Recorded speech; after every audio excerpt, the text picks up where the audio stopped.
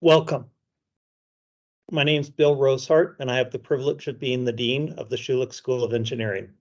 I'm very pleased that you're all able to join us for our bonus edition of Schulich Connects, the technological evolution of AI. Before we begin, I'd like to take a moment to acknowledge the traditional territories of the people of the Treaty 7 region here in southern Alberta. The city of Calgary is also home to Métis Nation of Alberta Region 3. We originally had Dr. Elka Walsh from Microsoft Canada scheduled to participate in this discussion. Unfortunately, she had a last-minute scheduling conflict and will not be able to join us this morning. She does send her regrets, and I'm looking forward to having a more in-depth conversation with Sarah and Ben this morning. Turning to our formal program, AI and machine learning has quickly captured the imagination and interest of many around the world. New technologies like ChatGPT and other platforms continue to dominate news headlines, and many questions and opinions have arose about these advancements. Today, our panel will discuss how AI and ChatGPT and other tools and platforms are shaping our world and how these technologies are affecting and going to be affecting our lives, our work, how we learn, our education. Before I pass it over to our panel, some logistics. If you have any questions at any time, please type them in using the Q&A function as part of the webinar, and I will ask these questions as I can throughout the session. Now I'd like to take a moment to introduce our panel for today's session. First, we have Dr. Sarah Eaton, an associate professor at the Werklund School of Education here at the University of Calgary. She is an internationally recognized authority in the field of academic ethics and has received numerous awards for her work. Dr. Eaton holds a concurrent appointment as an honorary associate professor at Deakin University in Australia and served as the inaugural educational leader in residence academic integrity at the Taylor Institute for Teaching and Learning. Welcome, Sarah. Next, we have Dr. Ben Tan, an assistant professor here in the Schulich School of Engineering's Electrical and Software Engineering Department. Prior to joining the University of Calgary, Dr. Tan was a research assistant professor at New York University with the Center for Cybersecurity. His recent research activities include projects in collaboration with Intel, and his work has been funded by INSERC in the National Science Academy. Welcome, Ben. So let me start by asking each of our panelists, and I'll start with Sarah. Could you spend 1 or 2 minutes just sharing a little bit about some of your recent research activities in the area of AI and machine learning? Sarah? Yeah. Thanks so much. Thanks for the opportunity to join you today. So I should probably start by saying that I don't have a background in engineering. And when we looked at artificial intelligence, I wanted to look at it from the perspective of ethics and academic integrity. And our colleagues at Brock University had launched a research study there that we're replicating and expanding on, where they gave professors in education different kinds of texts written by humans or written by artificial intelligence. For them, it was written by a tool called GPT-2 at the time.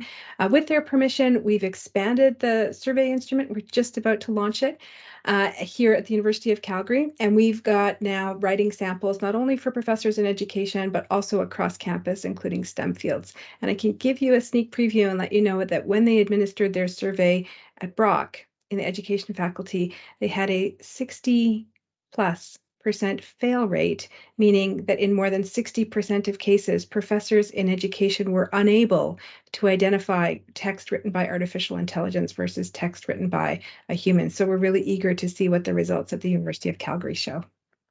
Sarah, there's so many follow-up questions that I want to ask just based on your quick introduction. But let's go first to Ben. Ben, tell us a little bit about the work that you're doing in this field right now. Sure, and thanks for having me. It's lovely to be on the panel.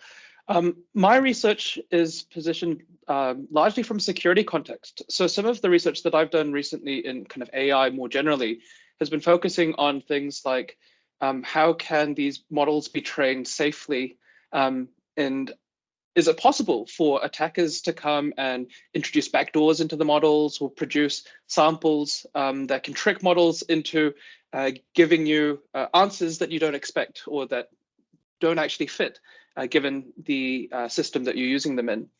More recently, when it comes to some of these wonderful large language models like GPT, some of the work that I did was a wonderful collaborative project where we looked at a tool that can be used by programmers. It's an AI-driven tool that can be used by programmers to generate code.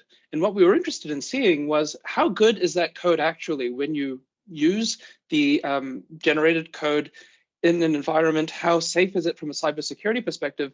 And we found that at least kind of one of the early versions of this particular platform, around 40% of the time, the code was actually quite questionable from a cybersecurity perspective.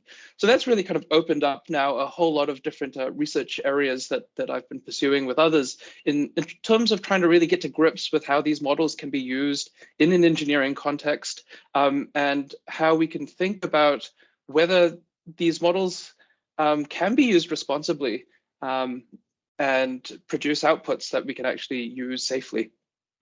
Well, thank you both. So why don't we take a step back, and could the two of you, for the audience, explain what is AI? What is machine learning? Sarah, do you want to start on that, and then Ben maybe add some more detail? Sure, I can start, and I'll probably defer to Ben very quickly on this one because my knowledge is limited specifically to what they call large language models. So if folks are hearing now about tools such as ChatGPT, important to know that those technologies have existed for a number of years. The company behind it, OpenAI, was developed in 2015. So it wasn't just developed in the past couple of months, but really looking at tools that can aggregate online content and then reproduce it in certain ways or curate that information in different ways. That's a really non-engineering, non-technical specific definition. So I'm going to hand it over to Ben for something a little bit more technical. Sure, thanks, Sarah. So to kind of give the big picture view, artificial intelligence and machine learning really is a very large umbrella term for an area of research and technology development based on this idea of somehow imbuing machines with the ability to act intelligently. And what that definition actually means really varies across different technical fields.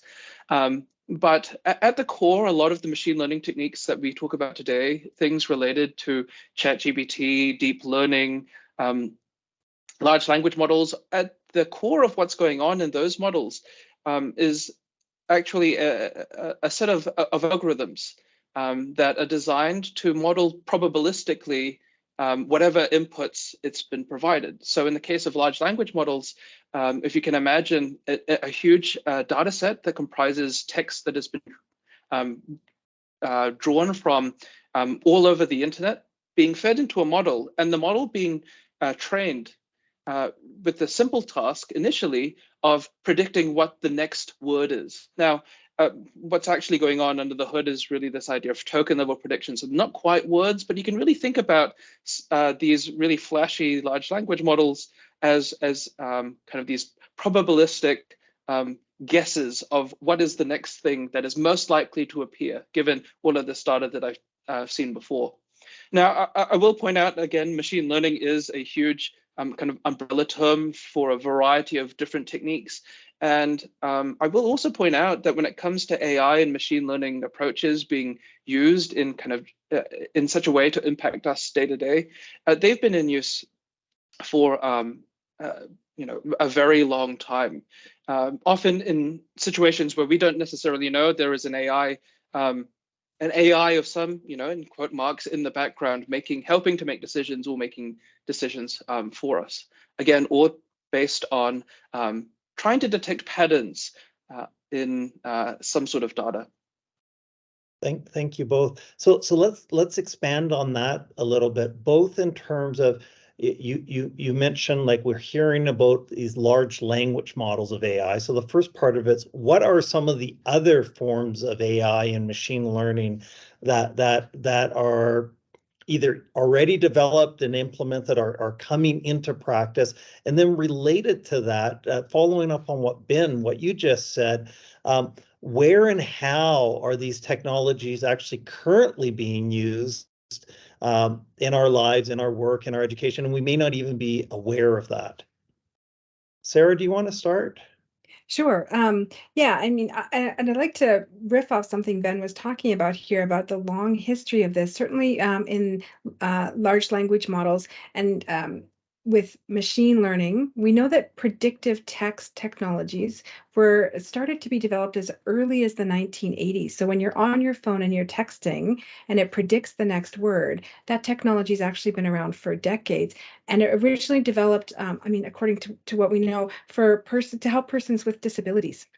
So some of this technology was originally designed for a specific purpose and has now become ubiquitous across society. So we're all using this on our phone, and there's lots of jokes about, oh, it predicted the wrong word, or spell check got the wrong word. But I think from my field, spell check, I think, would be one of those technologies we've all become accustomed to. And certainly in our homes, we have personal devices sitting on the table. I won't mention any names because it might respond, that might tell me the weather or might answer a question. But these kinds of things, I think, are based on some of those technologies. But Ben, what would you add? Yeah, I would add things kind of we see in terms of kind of civic level type things. So if you go to a lot of airports these days, a lot of times you'll find new camera setups being introduced. Why? Because facial recognition is being used to identify people and track people. And this is something that we've seen in a couple of border crossings with the US. What is going on behind the scenes to kind of try and help the computer identify that who you are from what your face looks like after an image is taken from the camera? It's all machine learning under the hood. Now, of course, we never know specifically exactly what kind of model is being used, but it's very likely that there is some kind of model in there. There are other things as well. Every time you pick up your phone, if you're doing kind of sort of face unlock, the machine learning things are under the hood happening. In social media, a lot of filters. If you go onto Instagram, TikTok, and you apply a filter, a lot of that these days are being driven by machine learning things. But then also, as I kind of alluded to, slightly more serious context. So we are seeing reports of decision making with regards to things like bail decisions or sentencing decisions based on an algorithm helping to make a decision by somehow ingesting what is recorded as several different kind of risk factors, the model producing some sort of prediction as to how risky a person might be at reoffending, and then a judge taking that and using that as inputs to drive whatever sentencing decisions are made. And we don't even kind of know that. Other cases where we have machine learning algorithms already doing things, probably in the background, things like making decisions as to whether or not to provide loans to somebody. If you want, you can also think about things like even credit checks and credit scores being a form of machine learning, where those models are being informed by kind of data collection. Maybe not necessarily to the extent or the same sort of techniques that we see in things like ChatGPT these days, but those techniques are out there, they're being used. And we're really seeing, I think, an increase in those techniques being deployed, whether we want them to or not. So I'm sure we're going to get a lot of good questions this morning. We've talked about the past and a little bit about the present. Before we start some discussion and maybe debate about appropriate use and legislation and governance, where's the future? What do each of you see in the next sort of 2 to 5 years, 3 to 5 years, if not sooner, where we're going to see a lot more of this technology impacting our daily lives? Ben, I think it's your turn to go first.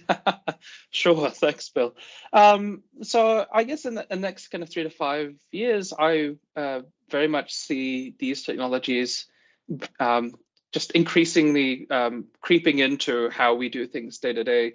As Sarah mentioned earlier, these days, if you want to start writing an email, you kind of start writing the email, but something magically finishes it off for you, if you so choose, right? With all these kind of intelligent autocompletes and things like that.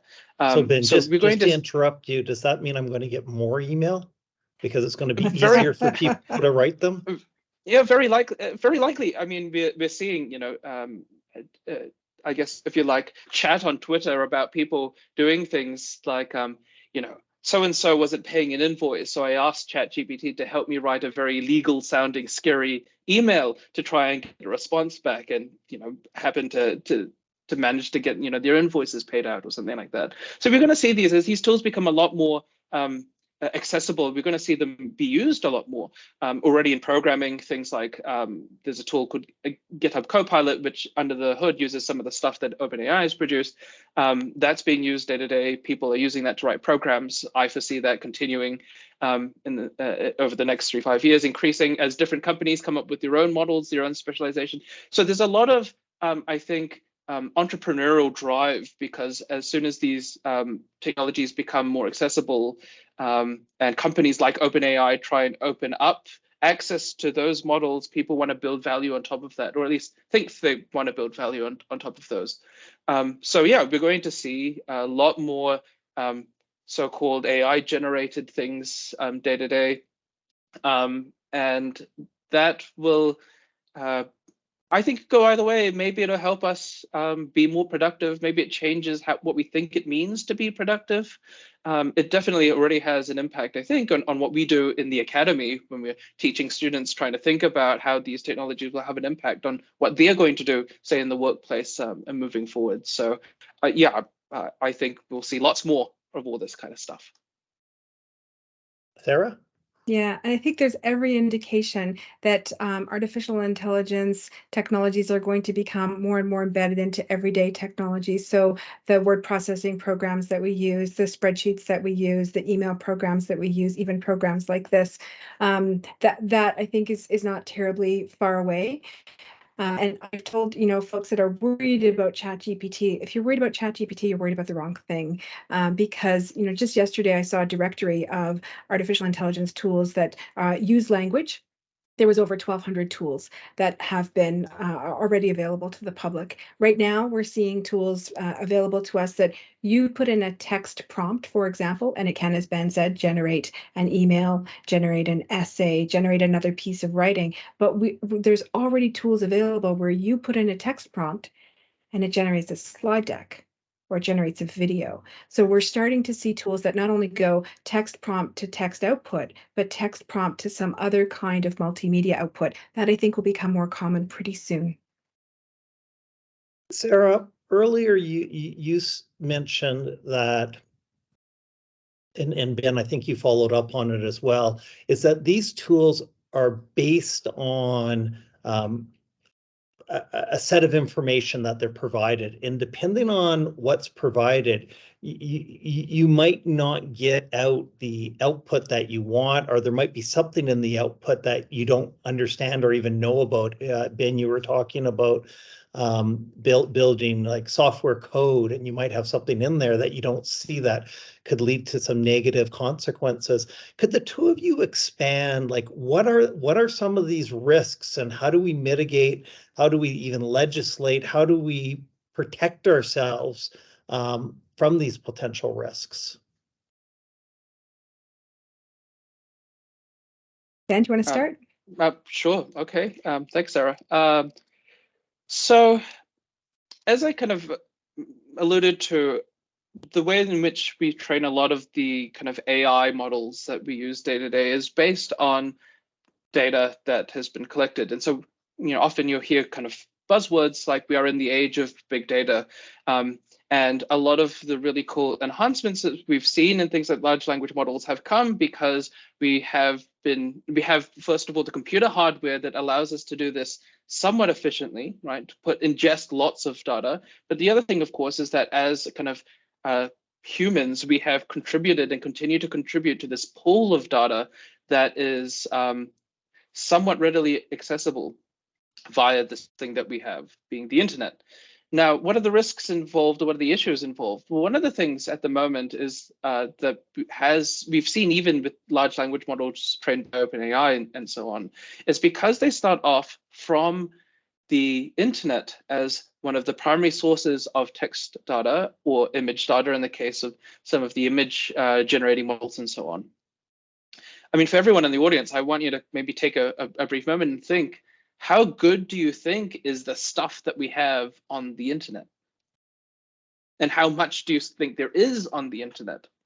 So one of the first issues really is the fact that it's really hard to do quality control when we want to create these very capable models that require a lot of data. So if you think, okay, Wikipedia has a whole lot of information, but that's all community contributed. There are moments in time where some of the information on Wikipedia might be out of date, might be incorrect. The model's going to see that depending on when a snapshot is taken of Wikipedia and use that information when it produces an output. If you think about news websites and then you go to the comments section, for which I always recommend never read the comments, if that information is ingested as well, I mean, there is an incredible opportunity for a lot of toxic viewpoints, outdated viewpoints, deliberately malicious viewpoints data to be introduced into these data sets. And so there is a lot of potential issue here when it comes to how good is that data. So from a research perspective, we're trying to work out, how do we see if the data that we're ingesting is any good? How do we see that no one's deliberately poisoned that data or manipulated that data? How do we put kind of guardrails then as well on things related to what the model's producing, right? How do we come up with metrics of what it means to have good outputs from these models? So all of these things aren't settled. It's constantly a sort of kind of moving space. Sarah, did you have anything else you wanted? I mean, Well, as Sarah, you pointed let out, me ask you, let me link in a question from the audience so that you can extend on what Ben talked about there. Does this mean there is likely bias in what the AIs are either giving us from an advice point of view or a writing point of view? And if so, is there a way to have some sort of a, maybe like a traffic light or something like that would actually tell us the AI is fairly confident, this doesn't have a lot of bias, or it doesn't have bad data in it, or maybe it's a little bit less sure? Yeah, I think there's absolutely bias and questions around this now, and the data sets are aggregated, right, and they're input by humans. So it can exclude certain sets of data, or it can just randomly take things from online sources.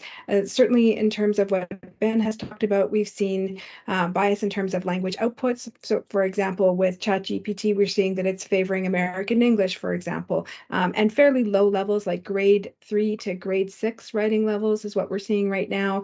So other kinds of Englishes, for example, are being excluded. So it will already in Word, for example, it will tell you, oh, well, if you write the words in order to, you can be more concise if you simply use the word to. So it's starting to influence the way in which we write, and it's flagging things as incorrect that are not grammatically incorrect, for example. And to kind of circle back to some of the risks, with some of the programs that we've seen so far, it actually can fill in the blanks. It can make things up. So I've seen, for example, writing samples where references have been made up, like fabricated. So there is evidence that this can happen. And so, when we talk about students or professionals using this, we say the individuals and the users are still responsible for the output. So if there's incorrect facts in the output, in a way, it's up to the humans to ensure that the fact checking is done. So really interesting, and I'm really appreciating your answers and discussion today. If I know really nothing about this, right? Like, and I'm learning a lot this morning, but I've never used it. Is there a simple way that you could explain for somebody from our audience to, go online, use their computer to have a quick 101 on just some firsthand experience? So if somebody hears about it, never used it, they want to give it a shot, what would you suggest as their first use? I think there's lots of tools available online for people to play around with. Some of them have waiting lists right now where you have to register and wait your turn, but there's also free versions available. You could go in and search, AI writing tool, and you could ask it to write you an essay or write you a letter. Some of them have an interactive user interface where it will present a text that you can go in and modify yourself, and others will just give you a static output that you could then cut and paste into a word processing program if you wanted to modify it. There's lots of different tools out there if folks want to go and play, and I actually encourage people to go and try it themselves and see, what does it generate? Are they satisfied with it? Is it funny? I'll give you an example, Bill. My dad's retired. He's in his mid-80s now. He went online and tried one of these tools just for giggles, and he said, ask the tool, what would it be like to live in a bathtub? And the tool came back and said, that would be uncomfortable and unsafe. Please find another place to live, right? So that was a great example of someone who's retired just going in to play with these tools without any risk. Ben, is there a tool you would recommend for somebody who's just wants to get see what it's about? Yeah, I would, and again, without taking this as a super endorsement or whatever, but if you just go to openai.com, I think it is, they have some of the most approachable kind of instances of these AI models available. It's really flashy website, but really easy to click through. And on top of what kind of Sarah said, one of the things that people might be interested in doing is just playing around with some of the text to image stuff, because there's been also a lot of really fun things that you can do if you can think of really random combinations of things. Like, I want to have an image of, a turtle riding a spaceship while wearing a sombrero or something. You could try those kinds of prompts and see what sort of things come out. And again, if you've never really played with these tools before, I would preface this by saying, remember, as you play with these things, that they're not perfect, that they are not truly intelligent in the way that we might think of each other as humans to be intelligent, but they are fun, interesting things to start engaging with. We're getting a lot of questions around these tools in education. And so I'll shift over there for a moment. So what do you see as the greatest opportunity for these tools in education? What do you see as the greatest risk? Sarah, since this is one of your areas of specialty, why don't we start with you? Yeah, in terms of the opportunities, I really think that this is the greatest creative disruption to education that I've seen in my lifetime, as much as, if not more than, the internet. So in terms of writing tools, I think it will present great opportunities for individuals who are reluctant writers, or they don't have much confidence with writing. Maybe English isn't their first language. Some of these tools will help to advance communication and also help people feel confident and competent with writing in ways that they may not have done before. And then the risks to that would be that there could be a temptation to fully relinquish control for communication over to these tools without engaging in critical thinking or fact checking. Are these tools similar to when scientific calculators came out, or when spell check and then grammar check came out in your mind, Sarah? Yeah, probably closer to spell check and grammar check. But I was in that generation when calculators came into school, and I remember as well that there was a financial burden related to that, and there was different kinds of calculators, so there became a financial equity issue around that. I think as we begin to see this tech more and more embedded into everyday technologies that students will use in school, then it will become a little bit more invisible. Though I think we still have to pay attention to things like financial equity and access to ensure that all students have the ability to use the tools in ways that are equitable across the population. And when you're thinking about that question, maybe reflect a little bit. What are the privacies and security risks for students, potentially quite young students, using these tools? Yeah, no, absolutely. And before I get to that, I just wanted to echo something that Sarah mentioned in terms of kind of financial burden and access to these and equity issues and so on. I will also point out that a lot of these models run on computer hardware that consumes a lot of energy, and people have to pay for power somehow. What we are going to see is that as people work out how to monetize access to these models, it will then start to become a little bit more of the who have and who are the haves and who are the have-nots type of thing. So that really has a potential kind of longer-term issue when it comes to, can we continue to develop these technologies sustainably and so on. Now, when it comes to privacy and security issues with students using this technology, in fact, any sort of user using this, one of the big question marks we have at the moment is this idea of data, right? If I'm typing random text that I've kind of dreaming up and typing it into a window in my browser, that's going potentially offshore to some server somewhere, to some private company, and they can do what they want with that. There have been some movements of things like, well, in order to make my company look a bit friendlier, I'm going to change my terms of use to show, okay, maybe I won't take all of the data that you're providing, that you're generating, and I won't do anything nefarious. But again, just as general users, we have to ask ourselves, how often do we actually go and read licensing agreements for software that we use, that we actually read the terms and conditions of what we use and so on? Now, data sovereignty is a bigger kind of general question, has really started, or not started, I would say, is really an ongoing conversation that we're seeing in kind of the AI, ML, digital sort of space, because as I said, these models appear to be very successful at the moment because they've been trained on vast swaths of the internet.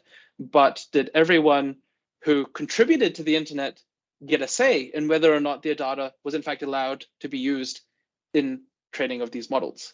This has been a really big thing, particularly with digital art. So it's the sort of thing where, if you're able to emulate the art style of a well-known artist, are we potentially at threat of making that artist, redundant, so to speak? Well, actually, the question before we even get there is the fact that it's able to emulate that artist means you've trained on art from that artist. Were you allowed to even do that in the first place? So as students are, and we're increasingly trying to make our students creative and generators of new knowledge and so on, as well as knowledge users. And we have to be careful, should they be submitting their assignments into these tools? Should they be using the tools to help answer questions, to try and come up with, novel responses to things?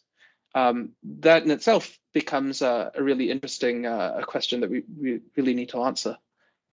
So I've gotten a few questions that go down this line, and the first one is if from a teacher's point of view, maybe it's even a manager's point of view, are there good tools to actually be able to detect, has AI been used to produce this assignment, or to what degree has it been used to produce this assignment?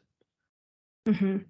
Yeah, I don't mind jumping in here. We could say with the proliferation of AI tools, there's also been a proliferation of AI detection tools. So for folks like me, that makes me a little bit cautious about a bit of a technology arms race and the potential commercialization or monetization behind that. And you know from my previous conversations with you that I'm all about the evidence and the data. I have yet to see empirical studies that definitively show that detection tools will work in the way that's expected. So I'm a little bit cautious about these tools. And, when I talk with my colleagues here who might say, oh, can I use this in my class? I'm fearful of students having used these tools. I'm like, well, transparency around the use of the tools is important on both sides. So individuals could be declaring that they've used the tools, but also if teachers want to use detection tools, it's important that they declare the use so that they're assessing in an ethical way as well. Yeah, and I'll jump in to add that at least from a technical research point of view, it's definitely not a solved problem. One of the things that was very interesting was that OpenAI itself produced a tool. Again, they trained another machine learning model to try and distinguish between generated and non-generated, AI generated and kind of human generated text. And they themselves, as the creator of the original models, I think self-reported something like 20% accuracy. Like it was something fairly abysmal. So it really is an ongoing challenge.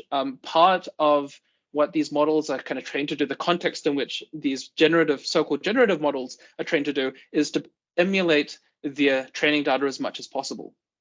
And if we as humans have written or created that data, then the models are racing to try and emulate that as much as possible to the point where it appears indistinguishable. There's been a lot of interesting kind of talk that we're kind of both cybersecurity as well as kind of other fields kind of collide, where we think about techniques like perhaps these models should be watermarking their output so that they could be picked up, to somehow embed a little sort of secret marker to make it very obvious if you knew what the watermark looks like to be able to say that was generated. But then we run into, and Sarah's put it very succinctly, it's an arms race. As soon as you come up with a way to try and maybe embed some sort of signature, somebody will find a way to try and break it or circumvent it or strip it out and so on. So it's a really exciting research challenge, but to date, I wouldn't say there's anything reliable that we can use. What about going back, just for clarity, that question, Sarah, you talked about your father asking about living in a bathtub. How do you know, and to what degree of confidence could you have that what you're getting back, whether it's for school or work or advice on where you should move to your next home, how do you know if it's right? How do you know if you should have confidence in the answer, that it's correct or reasonably correct? Is there any way that we can expect that now, or do you think that's going to dramatically change in the next couple of years? Gosh, I hope it changes, because right now I wouldn't say I'm terribly confident with the accuracy or the truthfulness of some of the outputs of these things. I think it's a great starting point, and with the text generators, it can create a text that I think creates an opportunity for people to engage in exercises around fact checking, for example, and critical thinking. I think a great exercise, for example, would be to give students AI generated text on a particular topic and say, okay, now go out and compare this to other available information and come back and let me know what you think is correct and incorrect, factual or not factual in this article, and why. So I think there's great learning opportunities now, but because of some of the biases that Ben talked about in some of these algorithms, I'm not entirely sure that I would even trust some of the outputs 100%. And a healthy dose of skepticism is a good thing. Ben? Yeah, absolutely. Sarah's hit the nail on the head. A healthy dose of skepticism really is required when using these tools. One of the things that's been interesting in some of the discussions that I've had, including with some of the students, and I teach some of the kind of more senior undergraduates in the faculty, it's been interesting kind of hearing informally their perspectives on it. And it's one of those things where, because they have learned enough over their 3 or 4 years of undergraduate education, that when there is a certain maturity that comes when looking at these model generated outputs for, say, technical purposes. For instance, if code is being generated or it's summarizing a technical content in the form of a paragraph or a bit of prose or something like that. So there's critical thinking that is always required, and that's something that we just have to keep developing, and that everyone has to develop, I think, before we let these tools really take the limelight in informing kind of our decision making and so on. It's one of those things where I think there have been enough examples of factual, like just very explicitly factual inaccuracies coming out of these models that hopefully sets the tone with how we want to engage with these. One of the things that you mentioned before, Bill, was this idea of, how can we tell, or how much confidence can we have?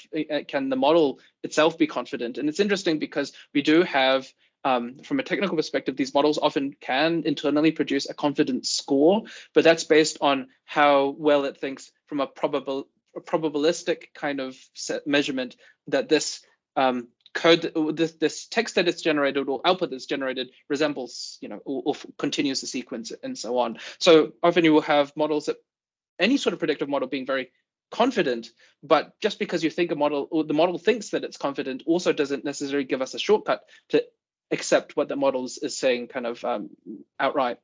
There was a really fun example of somebody engaging with a model that was integrated into a search engine, where the search engine's responses being driven by this model was kind of convinced that a movie was not yet released, even though the movie was. And that was because the snapshot of data that it was trained on was just out of date. So those kinds of things are really obvious to check, really obvious to see when things go wrong. But it's, if you yourself don't really know enough about a subject and you're trying to learn more, again, caution should be used when trying to learn from what a model is generating as output. No, thank you. I'm going to shift gears in a moment, but I got two more questions related to education in the chat. And the first one relates to students that are about to graduate, or maybe somebody in the workforce already. And the question is, what advice would you give them in terms of what do they need to know about AI, about tools like ChatGPT and the other platforms as they enter their career or they transition through their career? Sarah, what advice would you give? I think this is a great question. And I've said before, you know, if we want students who are ready for the workforce when they graduate, that we need to be able to have candid conversations with them about, one, the existence of these tools and impact tools in industry. I think that people after these tools when they go into industry, again, sort of learning how to use them. For anybody who might be involved in the acquisition of these tools, learning how to evaluate, do the tools do what they need to do in a way that's accurate and effective and will ultimately represent the organization in a good light. And then also investing in training for the humans that will be using the tools as part of their everyday work. What can they offload, if you will, to the tools or relinquish to the tools, and how do they use the tools to augment or make their work more efficient? As Ben has said, I think the jury's still out on some of these big questions, but these are, I think, questions that will be impacting employers very shortly, if not already. Ben?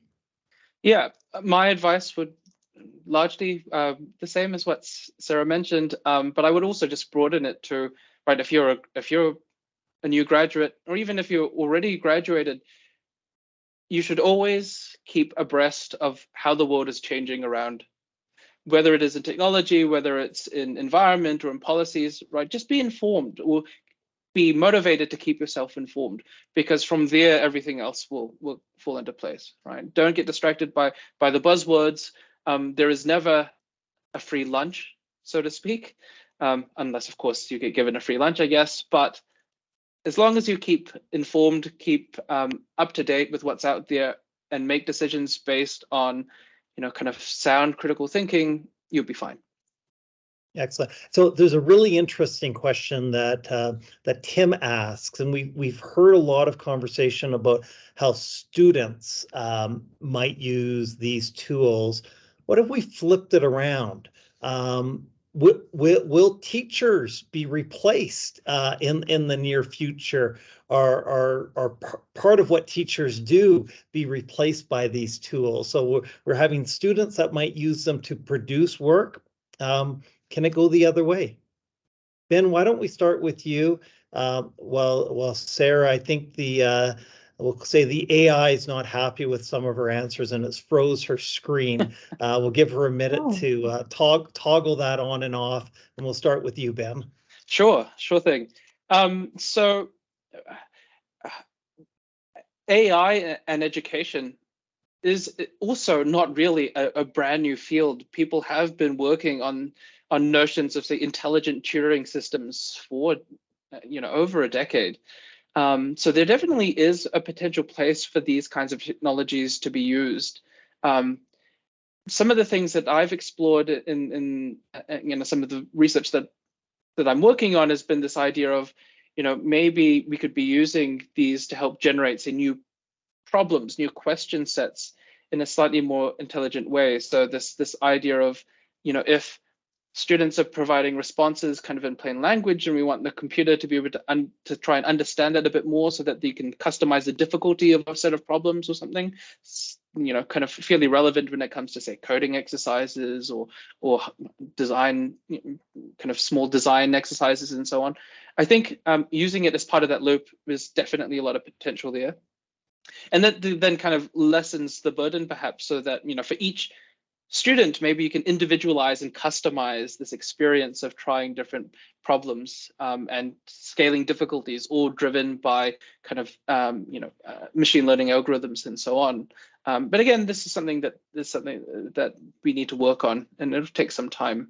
I wouldn't go so far as to say I'm going to rely on or expect AI models to help me grade things, because that's a little bit scary, as well as, I wouldn't think that, again, because we don't yet have the techniques and technologies in place to really have firm guardrails that models will always produce accurate, truthful, correct things. I wouldn't say that we teachers are out of a job just yet. Sarah, do you want to add to that? No, I think Ben is 100% correct on this one. And there's things that humans can do that computers can't do in the foreseeable future. And that's, well, one, we care about our students, the relationality aspect of it, teaching analytical skills, critical thinking skills. And there is something, as an educator, there is something magical when I interact with students one-on-one or in my classes that can't be replicated by an AI. And I hope it won't be in my lifetime. This is one of the joys of being an educator. There's a really great book out there now that I'm about halfway through that I recommend to folks. It's called Non-Computable You, and it talks about the aspects of machine learning and artificial intelligence that can never be replicated by aspects of humanity that can't be replicated. So caring about others, that's a uniquely human thing that we do, and that's something I think that's integral to the teaching profession. Well, thank you both. We've gotten a lot of questions that deal with regulation and legal issues. Your thoughts on are the legal issues, regulations, are they caught up with where the technology has already gone or about to go? And if not, what are some of the gaps? I can kick this discussion off, I guess, in that we live in an increasingly kind of almost borderless sort of society where data really has no boundaries, right? We're ingesting data from all over the world and so on. And our regulatory legal frameworks are, of course, constrained by borders. So what we're seeing is that in different jurisdictions in the world, there are different movements with different levels of kind of protections and scrutiny and so on. So one of the classic examples is the GDPR regulation in Europe, being a lot more stringent with respect to how data can be used, should be used, and so on. So yeah, I think we aren't yet in a place where the regulations really have caught up, but also because there are some fundamental questions that we haven't answered. So for instance, we like to have our decision processes to be, to some extent, explainable. So when there is a human in the loop, usually you can take that human, put them in front of a committee and ask them why they did something. When it comes to AI machine learning models, when they get to the level of complexity as we're seeing, and so with a large language model, we're talking about, I think, almost, if not a trillion parameters. So these are little numbers in the background doing, things, making artificial neurons turn on and off. How does that explain itself? Or how do we interpret that? From a technical standpoint, we haven't kind of got there. Now, from a regulatory standpoint, should we be saying things that those decisions driven by those should be explainable, right? I think that's still something that probably legal scholars, ethicists, technologists, we all need to sit down and continue kind of arguing over, but we need to make progress in that. Similarly, there's a big question about accountability. So as engineers, I know one of the big parts of being a professional engineer is being able to be held professionally accountable for things that you do. Can we blame a model if a model makes a wrong decision? If we rely, as I love this word that Sarah's been using, relinquish. If we relinquish our abilities to, or our agency to these models, can we hold them accountable? And again, legislation hasn't really decided, hasn't really caught up, which means people can use them for decision making and so on. There's an interesting question of how risky is the situation, how impactful, critical is, where are these models being used? So does it really matter if we have kind of Instagram filters and things going on? Yes, no, maybe. There are other societal issues. Does it matter if we're talking about making, healthcare decisions? Probably there is something we need to worry about there. An interesting thing I would point out from the cybersecurity perspective, I think just the US recently announced a new kind of policy that they're working on regards to cybersecurity, but they want to shift accountability to the people that enabled the cyber attack through some sort of failing. Maybe they implemented some technology incorrectly or something like that. Right? It shifts the accountability question. Now maybe that's what companies need as a kick to start behaving more responsibly. Yes, Sarah, I don't know, maybe I'll pass to you. Yeah, there's the legal frameworks and the policy frameworks, and the question is how are they enforced, right?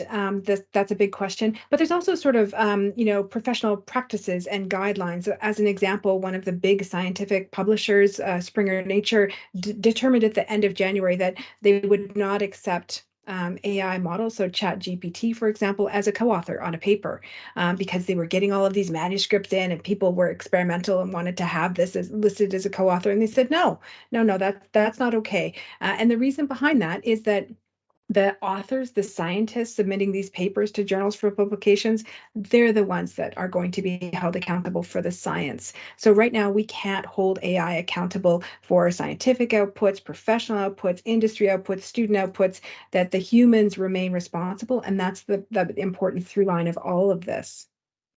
One of the questions that we've received is, are companies moving too quick to adapt and use this technology without understanding potential consequences? There was a great news item a couple of weeks ago about a magazine around men's health that had an AI-generated article around men's health that contained medically inaccurate information. So the company had to backpedal very quickly, and that was the result of a human not going in and fact-checking some of the outputs. So they had AI-generated an article, and then they published it. So there can be a real impact to organizational reputation if these tools are used irresponsibly. And so you're supporting using them, but you're really stressing the importance of the users taking responsibility for what it provides before handing it in or putting it into a magazine or using it to develop the newest piece of software. Ben, do you agree with that? Yes, absolutely. Yeah, no, absolutely, 100%. It's an interesting thing, this question of are we moving too quickly? Because human progress is, we like to make progress, and we like to make fast progress for sure. That's kind of part of our nature, and it's really exciting when things are going well and things are really improving. There's a lot of opportunity there. But one of the things that then comes into conflict a little bit is the way kind of things work in the world today. You can't kind of just have progress for free. Somebody eventually has to pay for it, and people paying to try and support progress eventually want to get their returns. And I think that's where the incentive alignments when it comes to developing these technologies and deploying these technologies and finding ways to apply the technologies and monetize the technologies, maybe that's where we're kind of moving too fast, or not stopping to think about how we should progress responsibly. Linking that, Ben, with comments that were made earlier around, the quality of the data that the AI uses matters. And we could, one of our guests asked, do you envision a situation that's going to start arising when people start looking at how do I make money with my AI? That one of the things that's going to be about, you use this AI, it's going to cost you more money, but you get better quality data, or the presumption of that. And then you might have an equity issue in terms of who can afford to use that. Sarah, thoughts on that sort of direction of where we might go in the future? I think these are real risks that we need to keep top of mind. And also, the ways in which these algorithms or technologies are embedded more into everyday tools that we use. So I think that there are big questions yet, and we haven't got them all solved. And then relating, if if we talked about like my information might end up in one of those databases, whether I'm a citizen or whether I'm an employee of a company. Do you see future regulations, legislations that might actually oblige a company to pay me for what might be inside their database? I'll kind of chip in here. Wouldn't it be nice? I'd like to just get money. That would be great. But and I think the attitude probably from the companies at the moment is that, you know, we use Facebook, we use Twitter, we use LinkedIn, we use Gmail. Those are free to us already. Well, they're free to us as in we don't give them money, but we are giving them data. Like that is kind of the transaction that we've all entered, really. Moving forward, will we be able to put kind of price on an individual's data is really an interesting question.